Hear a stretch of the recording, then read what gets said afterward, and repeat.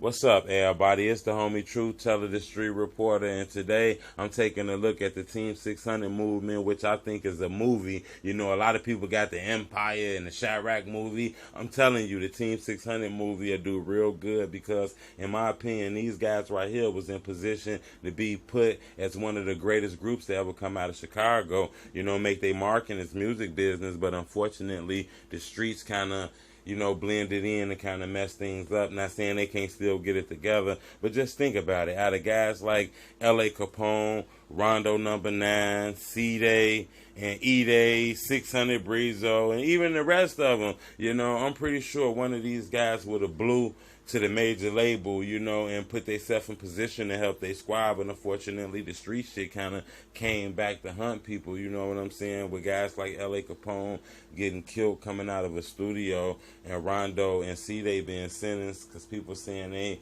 had something to do with killing the cab driver and shit like that.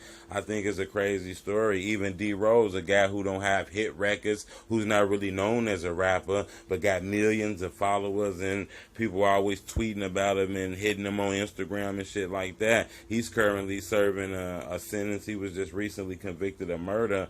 And, it's a real crazy situation because, in my opinion, Rondonumba9, L'aCapone, come on now, somebody would have got that major deal. Rondo was messing with guys like Meek Mills and, other artists in the game. The man had songs with French Montana and lildurk and shit like that. I'm hearing Cdai was rocking real hard with fredosantana and shit like that, And that's the crazy part about it, especially in that interview with Famous7 that he did with Chicagonews, and he was talking about how when they finally got in touch with L'aCapone Instagram, they looked in his DM and seen all kind of famous people hitting him in the DMs and shit like that. I kind of believe that somewhere in the midst of that, one of those guys would have took off, A lot of people don't understand. They just look at shit one-sided. I understand it's a bad message in this music, telling kids to kill each other, sell drugs. That's not the route to go. I do think that's a horrible message to spread. But I also think it's horrible that these guys see this shit.